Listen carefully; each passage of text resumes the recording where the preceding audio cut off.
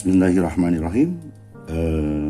Kali ini pada pertemuan keempat kita akan mencoba mempelajari huruf-huruf Arab sambung berdasarkan metode mapan.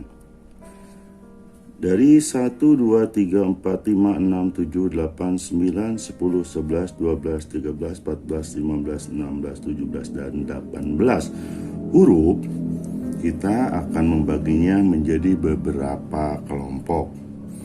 Kelompok pertama kita mulai dari huruf ba. Kenapa tidak alif? Karena alif tidak bisa disambung dengan huruf setelahnya.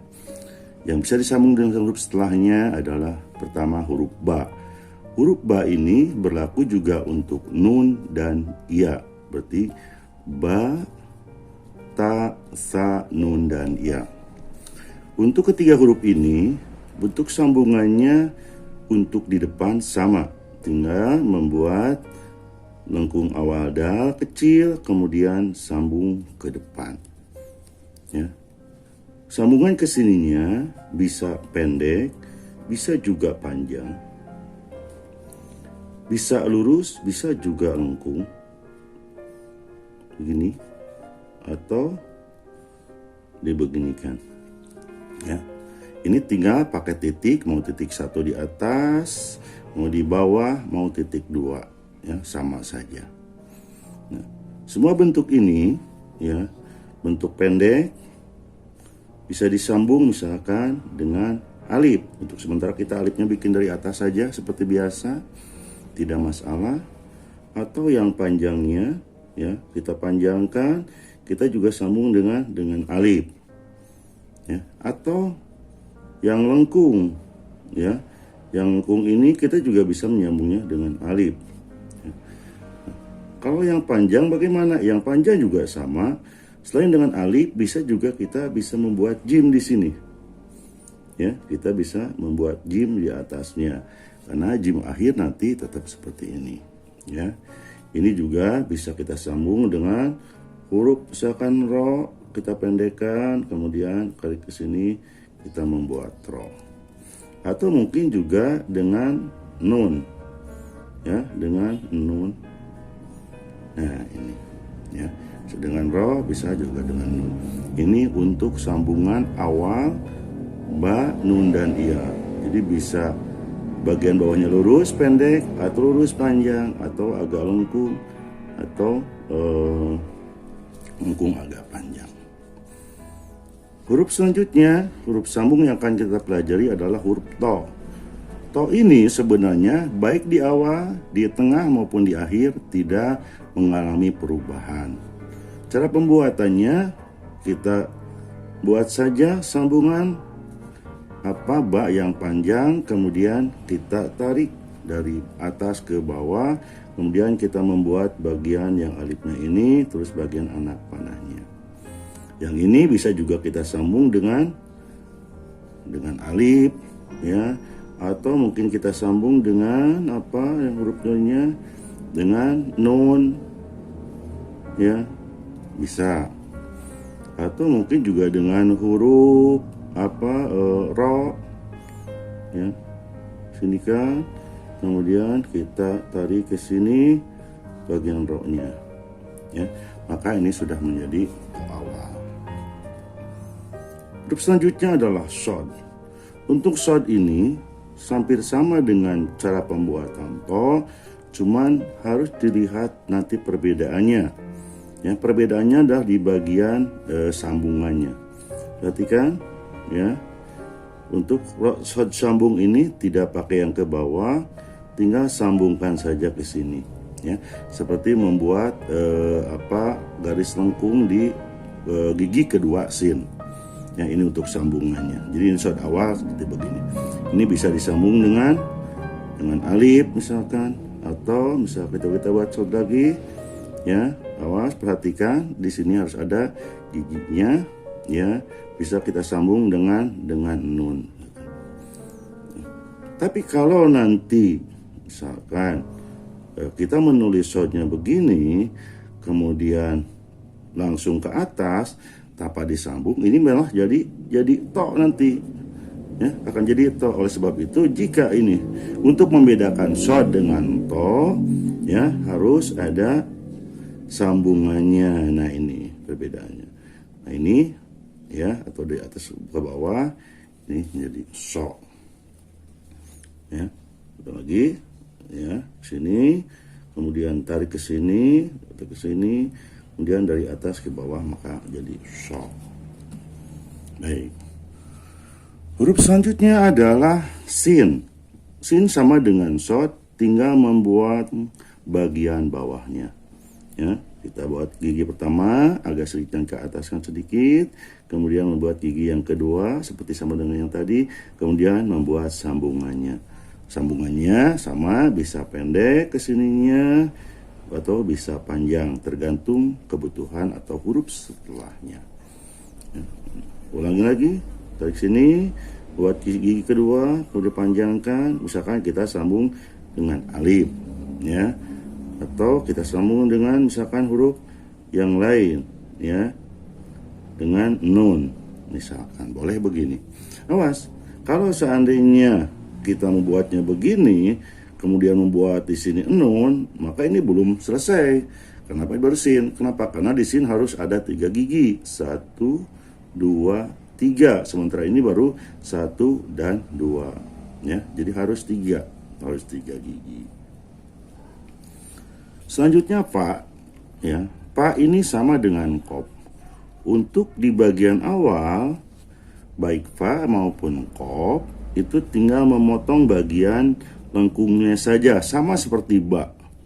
Ya, jadi kalau tadi kita membuat ba begini, ini sebenarnya bisa jadi pa dengan menambahkan ha di sini.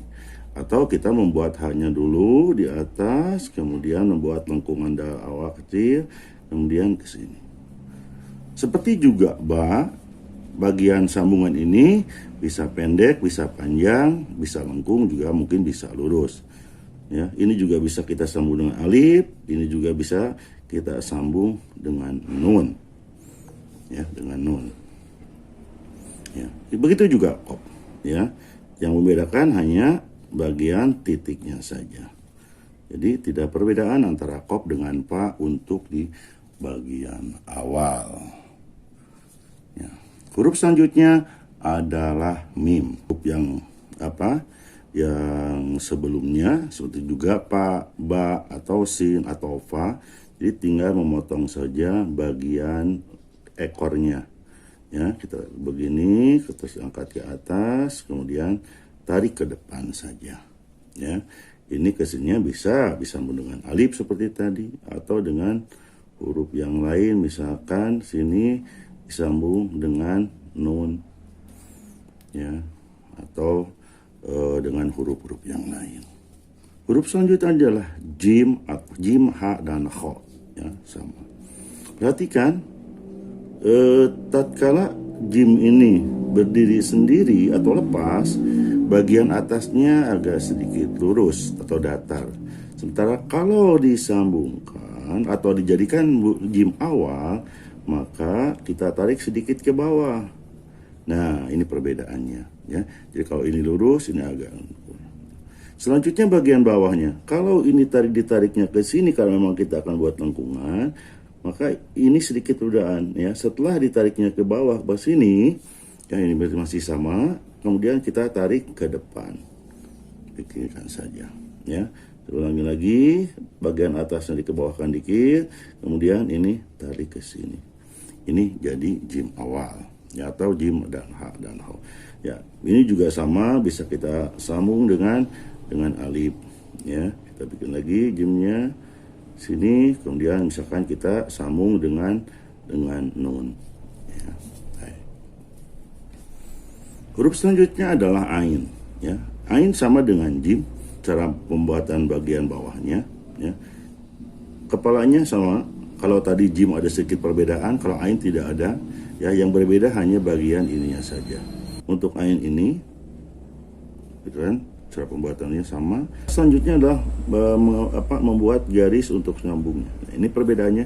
Kalau di sini tarik ke bawah, ini ditarik agak dilengkungkan ke atas. Ya, sekali lagi, buat kepala ainnya dulu, kemudian kita tarik ke sini. Ya, bagian tarikan ininya bisa panjang, bisa pendek, ya, bisa begini saja misalkan, atau bisa juga dipanjangkan. Ya, biasa seperti tadi, ini bisa disambung dengan alif, atau mungkin disambung dengan huruf lain, misalkan dengan nun. Ya, disambung dengan nun. Baik, huruf selanjutnya adalah lam. Ini lam juga lebih mudah ketimbang buat ain, karena lam hanya membuang bagian bawahnya seperti sin dan sod di atas tadi. Ya, jadi kalau kita buat buat ke anak panahnya dulu, kemudian kita membuat alif, kemudian tarik ke depan. Ya, atau kita membuat alif dulu, kemudian kita sambung dengan ini, kemudian kita membuat anak panah di sini. Ini bisa kita sambung dengan misalkan huruf ro, atau kita sambung dengan huruf nun. Ya.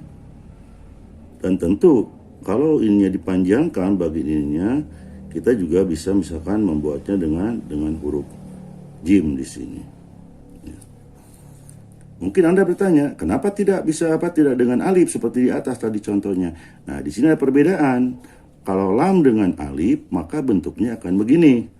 Ya, jadi lamnya tidak lurus seperti ini semut alif, tapi dilengkungkan ke sini.